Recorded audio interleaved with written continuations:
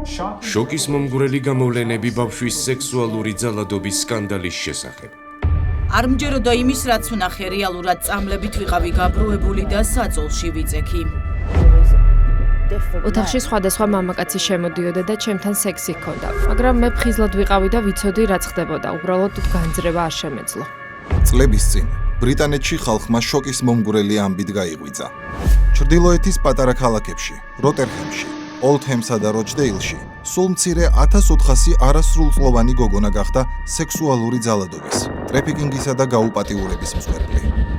ვერც კი გეტყვით, რამდენჯერ ყოფილვარ გაუპატიურებული.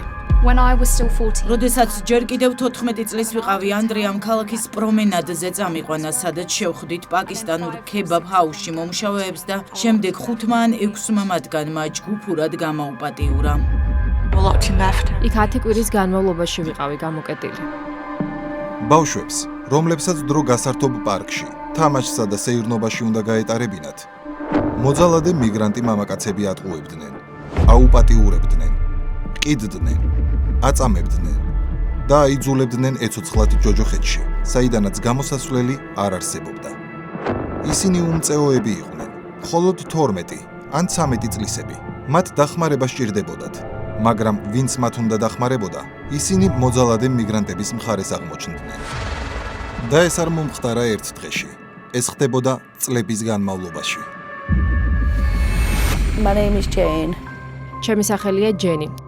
ჩემზე ძალადობა დაიწყო, როდესაც 12 წლის ვიყავი. When I was 12 years old. I'm Les and მელიზი ვარ და მე წარსულში ბავშვთა სექსუალური ექსპლუატაციის იმ სკანდალის ნაწილი, რომელიც გაერთიანებულ სამეფოში მოხდა. I'm Samantha. მე სამანტა ვარ. 14 წლის ვიყავი, როდესაც ეს დაიწყო. ენით აღუწერელი საშინელებაა ის, რაც ამ ბავშვებს დამნაშავეებმა გაუკეთეს.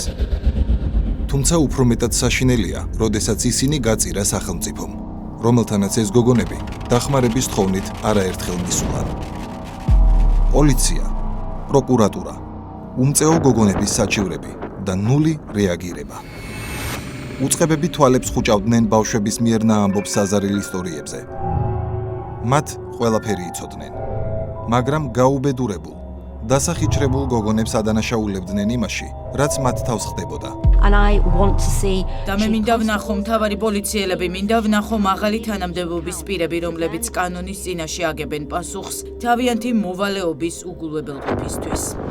ალბათ ეს ყველაზე დიდი ირონიაა ამ ისტორიაში, რადგან მათ შორის ერთ-ერთი, ვის პასუხისგებასაც 10 წლეულია უკვე მსხვერპლები ელიან, არც მეტი და არც ნაკლები, ბრიტანეთის პრემიერ-მინისტრი კირ სტარმერია, რომელიც სწორედ იმ დროს, როდესაც ინგლისში ბავშვებზე მიგრანტების მიერ განხორციელებულმა სექსუალურმა ძალადობამ კრიმინალური ქსელის სახე მიიღო, ის მთავარი პროკურორის თანამდებობას იკავებდა.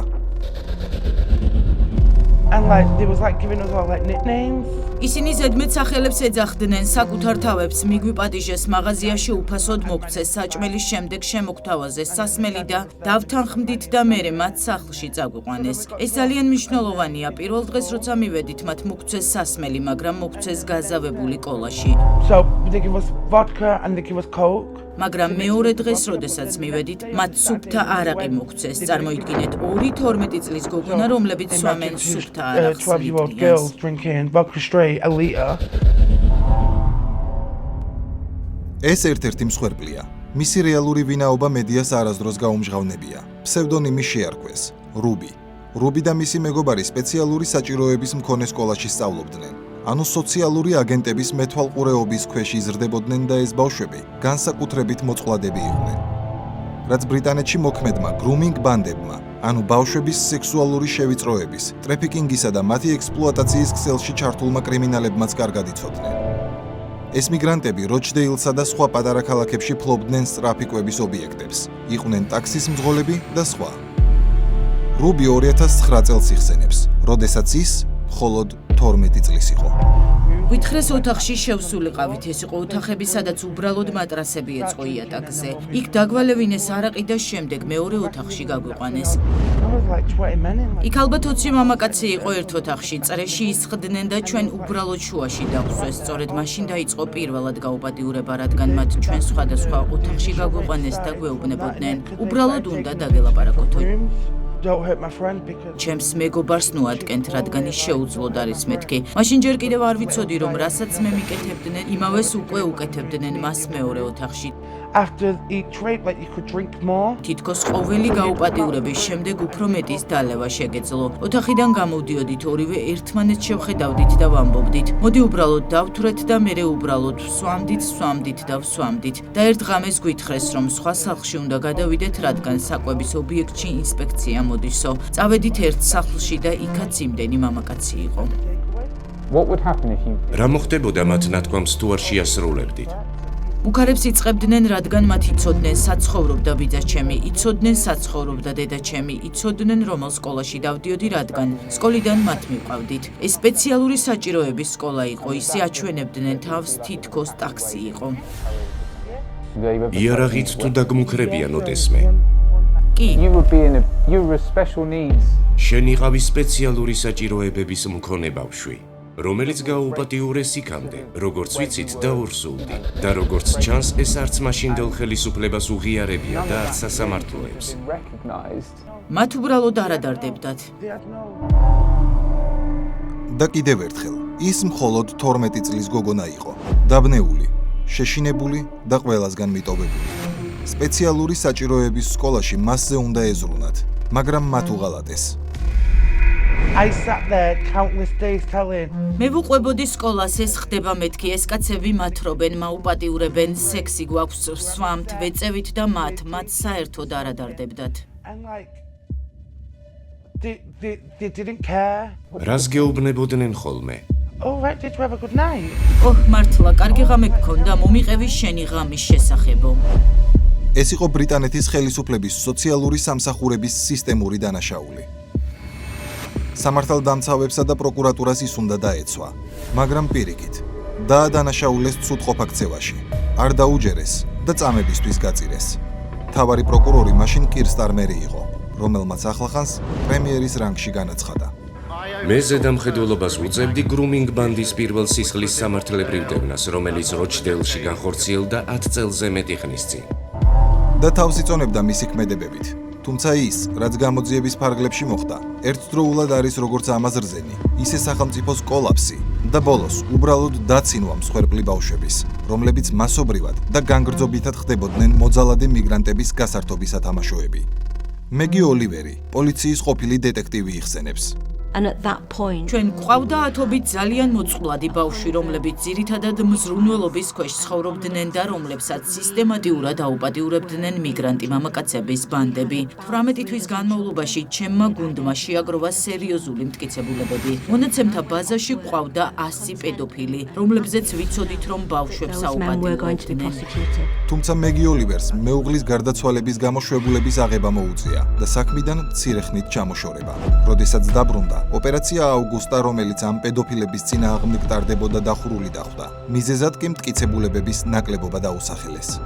In 2010, I was 2010 წელს მთხოვეს ჩართულიყავი ზუსტად იდენტურ საქმეზე როჩდეილში. მომცეს მყარი გარანტიები, რომ ავგუსტას განმეორება არ მოხდებოდა და მე დავთანხმდი. ერთ-ერთი რამ, რაც მოხდა, იყო პატარა გოგონა, რომელიც 12 წლის იყო, როდესაც მასზე გაუპატიურება დაიწყო და მისმა ერთ-ერთმა მოძალადემ ის დააურსულა. როდესაც ის სულ რაღაც 13 წლის იყო. ნივთმტკიცებათა სისტემას გადახედეს პოლიციაში და ოფიცრებმა იპოვა აბორტირებული ნაყოფიდან აღებული ნიმუში და დნმ-ის მასალა, რის შესახებაც რუბის არ უთხრეს და ის უბრალოდ პოლიციაში 2 წლის განმავლობაში იდო.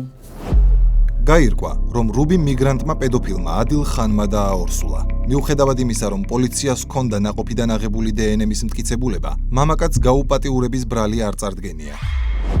and then suddenly მოულოდნელად განწყობა შეიცვალა გამოძიების შიგნით და ყოველგვარი საუბრის გარეშე მითხრეს, რომ უფროსებმა აზრი შეიცვალეს და აპირებდნენ რუბის უფროსი დის ამბერის დაკავებას, ხოლო მამაკაც 43 წლის პაკისტანელ მუსლიმს, რომელმაც რუბი დააურსულა და რომლის დნმ ვიცოდით, მას არ წაუყენებდნენ ბრალს გაუპატიურებისთვის. მას უბრალოდ წაუყენებდნენ ბრალს ბავშვთან სექსუალური აქტივობის ჩადენის ორგანიზებისთვის და მე დავტოვე სამსახური.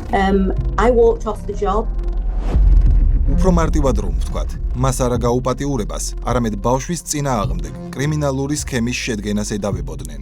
ჯაჭვის ორგანიზებას, სადაც ერთი პირი ბავშვებს მიიტყუებდა, მეორე მათ გადაიყვანდა წინასწარ შერჩეულ ადგილას, ხოლო მესამე პირი უკვე გააუპატიურებდა. But it triggers me more that he didn't. მას გაუპატიურების მუხლი არ მიუღია, ეს ძალიან მტკივა, მასზე დნმ ჰქონდა რკინის მტკიცებულება, გაუპატიურების ბრალიც კი არ წაუყენებიათ. რას ფიქრობთ იმაზე, რომ პრემიერ-მინისტრი იყო ის ადამიანი, რომელიც პირადად ამბობს, რომ ზედამხედველობდა ამ გადაწყვეტილებას? Then absolute vile. ეს გულისამრევია, აბსოლუტურად საზიზღარი გულისამრევია და როგორ შეუძლია მას იქ იდგეს და თქვას, კარგით, ჩვენ კარგი სამუშაო შევასრულეთო. იდენტიფიცირებული პედოფილი გაუპატიურების ბრალდების გარეშე დარჩა. მაშინ, როდესაც რუბის და 15 წლის ამბერი დააპატიმრეს პროტეჟეობის ბრალდებით.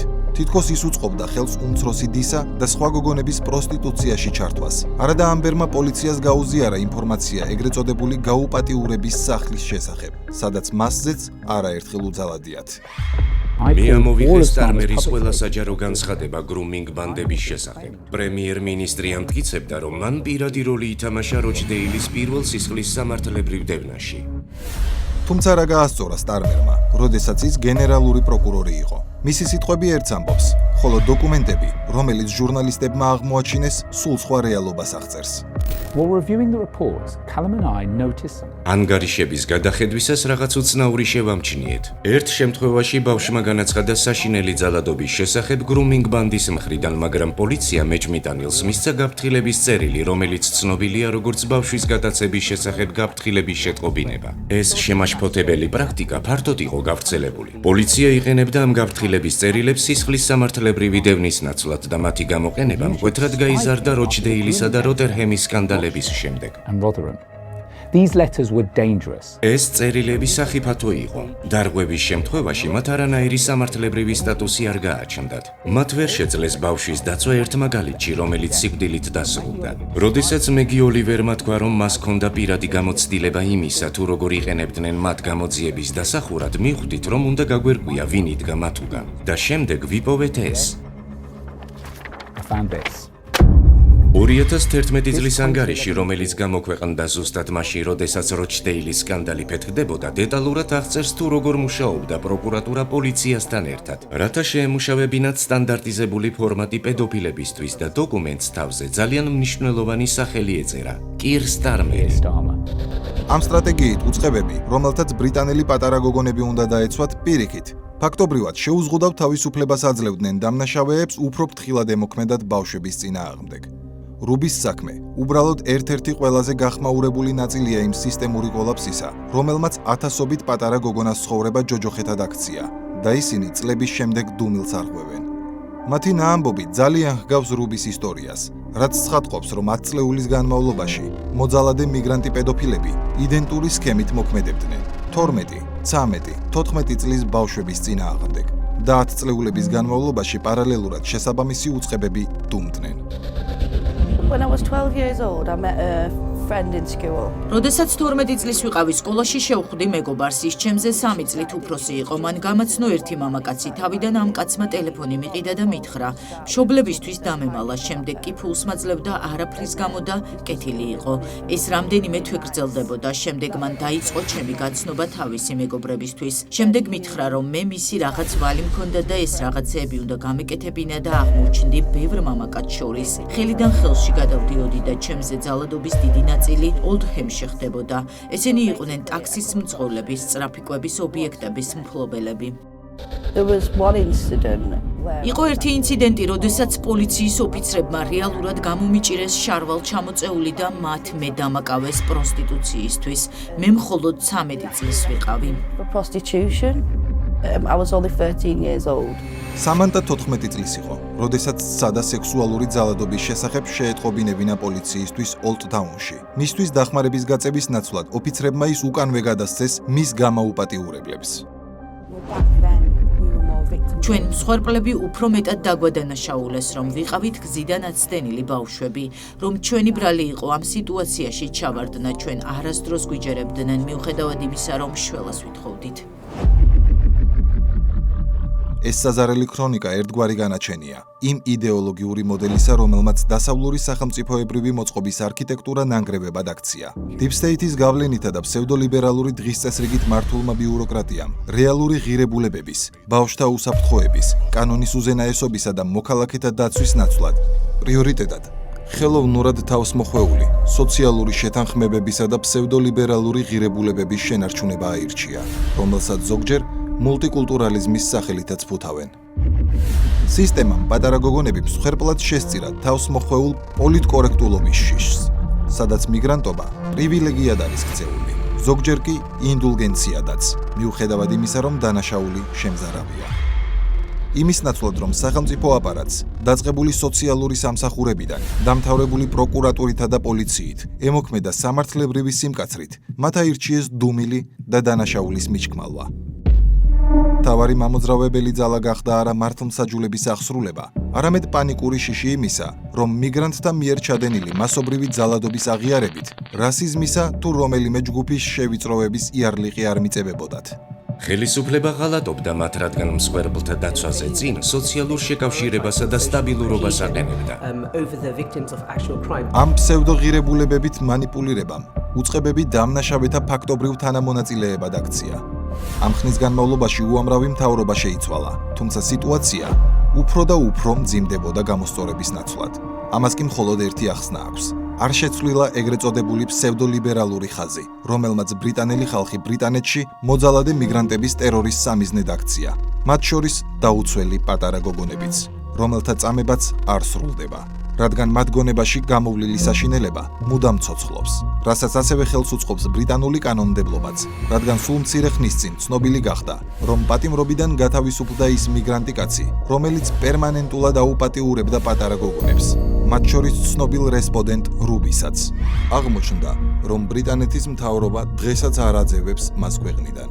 ამ კვირაში მის მსხვერპლებს აცნობეს, რომ ის პირობითი ვადით გათავისუფლდებოდა და ადრინდელი დაპირებების მიუხედავად მისი დეპორტაცია ვერ მოხერხდებოდა 55 წლის წინანდელი კანონის გამო.